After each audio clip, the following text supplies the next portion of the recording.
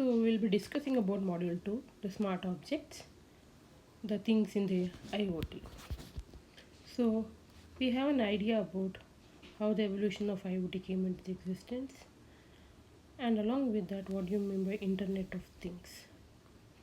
So IoT, as I told, it is a combination of hardware as well as what is software.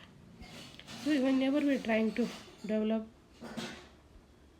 any IoT related devices, it is nothing but combination of various components. So in IoT we refer it as the components as things. So here we are trying to see what are the different things with respect to IoT. So that only we are referring it as smart objects. One of the things in IoT is nothing but sensors. Sensors are fundamental building block of any IoT network, and sensors are the basic elements in the development of the IoT architecture. Then what do you mean by this sensors? So before understanding the sensors in detail, first we'll try to see what do you mean by smart objects, because we are trying to understand what are the various smart objects there. So one of the smart object is nothing but what the sensors here. So smart objects are any physical object that contains embedded technology to sense and interact with the environment in a meaningful way by being interconnected and enabling communication among themselves or external agent. As I already told you, one of the example of smart object is nothing but sensor.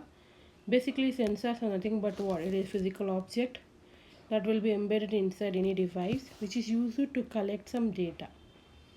So that is nothing but what the main functionality of any smart object. And as I told, smart object is nothing but what? One of the type of smart object is nothing but only sensors, which is used to collect the data for your IoT network. So there are different types of what smart objects. So we'll see one by one in detail. So we'll see first sensors, actuators, and what are the other smart objects. Sensors is nothing but it is used to sense.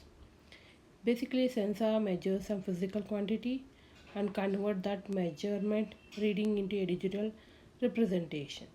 That digital representation is typically passed to another device for transformation into useful data that can be consumed by the intelligent device or that can be understood by the humans. Sensors are not limited to human like sensory data. They can be even human can read the data, even systems can read the data. And sensors can be sensed even by the humans. Next is under sensors we have active sensor, passive sensor. As I told, sensors can be categorized based on what they produced and energy output, and typically they require some external power also. So here, as I told, we require two. One is the active and passive. So in active state, they require an external power to be inactive to perform their task, whereas in passive state that they don't need any external power supply. And there is another type of sensor, that is invasive, non-invasive. In invasive, sensors can be categorized invasive and non-invasive, as I told.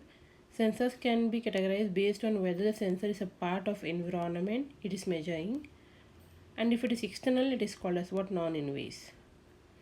It means sensor what we have used. If it is part of the environment, then we call as invasive sensor. If it is an external, it is called as non-invasive sensor. Contact and then no contact. If the sensors are physically contacted with for measuring, then it is called as contact. No contact means if it is based on what the if it is not if it doesn't have any direct contact with the device, then we call it as what? The relative here. Sorry, then we call it as no contact. Sorry for the reason. Next, absolute and then relative type of sensor. In absolute scale,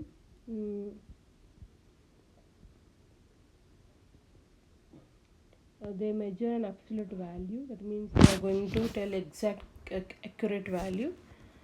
Whereas with respect to what the relative, it can keep on varying. This is another type of sensors here. Next is what are the areas of applications. Sensors can be categorized and can be used for specific industry. And how can we measure sensors means basically sensors can be measured based on the type of application. So it can be measured with respect to thermoelectric, electrochemical, piezoresistive, optic, electric, fluid, mechanic, and then photoelastic. So we will see how it can be measured. We have a chart for that. So here you can see sensor types. If it is sensor type is position, it is used to measure the position of the object. Example is potentiometer, inclinometer, and if your sensor type is occupancy and motion means it detects the presence of the people, animals. Example in surveillance camera. Example is electric eye and radar. Type sensor type is velocity and accelerator. So its velocity sensors may be linear or an angular, indicating how fast the object is moving. Example for that is accelerometer and gyroscope. Force. Force sensor detects whether the physical force is applied and whether the magnitude of force is beyond threshold. Force gas viscometer is example. Pressure. Pressure sensors are related to the force sensor, measuring forces applied by liquid or gases.